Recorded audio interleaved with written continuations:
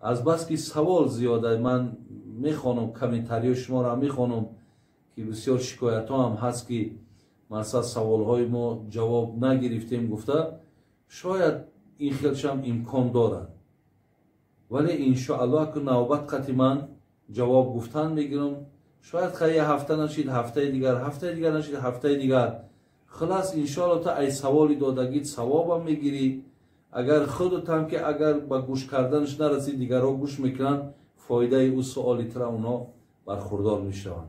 اگر شما از ریختن موی سر یا اینکه از بریشی از لاغری به اشتیایی بودن از وزن نالازمه پروستاتیت درد دل درد گرده درد معده و یا اینکه خونو گرفتگی روده ها اذیت میکشید پس با این رقم های در روی اکران بوده زنگ زنید کمی از بیماری خود معلومات دهید دوره های گیاهی لازمه را به شما شرکت شفافرما توصیه میدهد. من زن هستم در روسیه شوهرم 2 سال می شود که در محبس هست من به او خیانت کردم اما خبردار نیست آیا من طلاق شدم یا نه. این خواهر عزیز ما سوال کردن که شوهرم در زندانه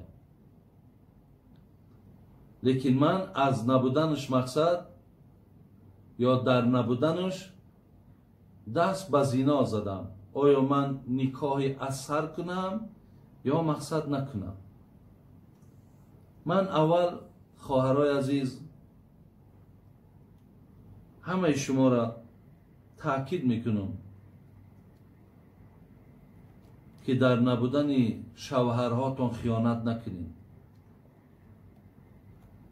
شما حرکت کنید که از زمره بهترین زنها باشید. پیامبر ما گفتن بهترین زن همان زنی هست که وقتی مرد در چهره او نگاه میکند خوشحال میشود. یعنی زن چهرهش مرد میتواند خوشحال کند میتواند مرد غضبناک کند. یعنی اگر در چهره زن تبسم باشد ریزاگی باشد حرمت باشد مرد خوشحال میشود. دویم گفت زنی خوب زنی هست که مرد او را اگر بر یک کار مشغولش میکند میاد که کار انجام داده است یعنی امر مرده که اجرا میکند. سیوم هرگاهی که زن مرد اگر نباشد زن در نبودن او خیانت نمیکند. اینها بهترین زنها حضرت گفتن اینها هستند. خواهرای عزیز میدانید که چقدر شما در این کار بدبختین ولی این آدمی که من سوال داده است این تنها نیست.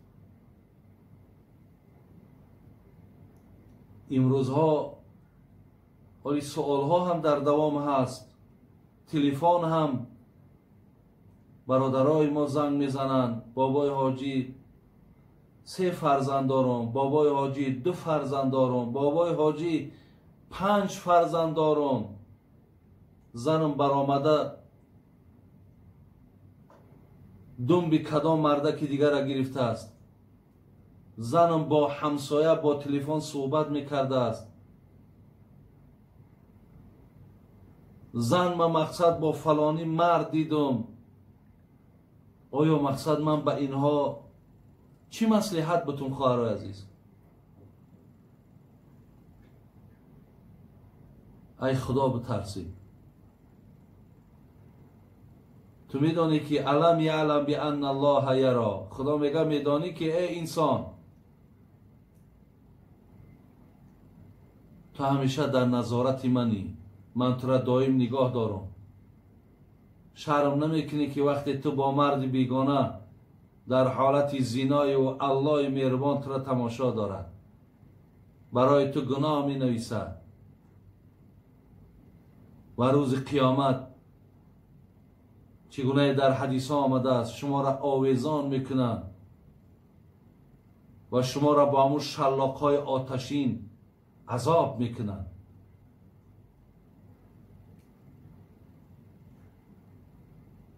زین لحاظ شما برای این کار کردگیتان توبه کنید، به سوی خدای مهربان آبی چشم کنید، زاره کنید، تولا کنید که مقصد من در همین روزی بدبختی من بوده است، روزی ناسپاسی من بوده است، روزی نافرمانی من بوده است، روزی ناشکری من بوده است، روزی آلوده و حرام کردن زندگی من بوده است. خدای مهربان مرا ببخش، خدای مرا عفو کن، خدای گناه مرا ستر کن، خدای مرا در دنیا و آخرت شرمنده نکن.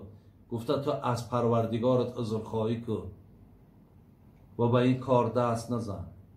برای همین ببین که چقدر گناه همین وزبینه که در اسلام زنی شوهردار یا مردی زندار اگر زنا کنند تا مردنشونه اونها را سنگسار میکنند، تا مردنشونه. برای همین خواهرای عزیز، برادرای خیلی عزیز، هیچگاه دست به این کار حرام نزنید، هیچگاه دست به این کار حرام نزنید. زیرا بسیار بسیار من در اینجا کتابی دارم در باب زنا هم بسیار حدیث های آورده است. اولا آیت آمده است از خدای مهربان میگه ولا تقربوا الزنا انه کان فاحشه و ساء سبیلا. الله مهربان در سوره اسراء میگه شما هیچگاه به زنا نزدیک نشوید. این خداوند چقدر ذات مهربانه. ولا تقربوا الزنا، شما به زنا نزدیک نشوید، شما به این کار حرام دست نزنید. چی با الله چی میگه در دامش؟ انه کان فاحشه و ساء سبیلا. زیرا این زنای تو میگه دنیا را کلید میکنه. میدانی آفت و عذاب خدا را در روی دنیا میاره.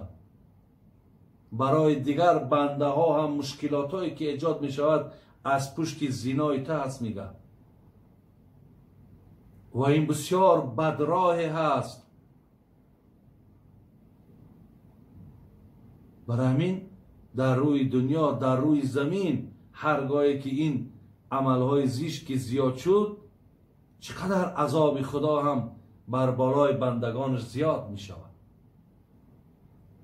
زین لحاظ بعضی نفرهایی که گوییم دست به این کار حرام میزنند، چقدر آفت، چقدر مشکلات، چقدر سختی به سر مردم می آید.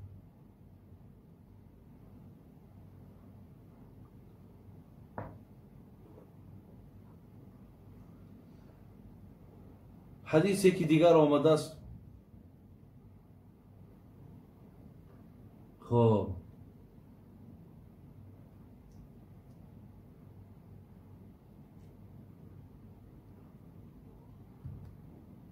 میگه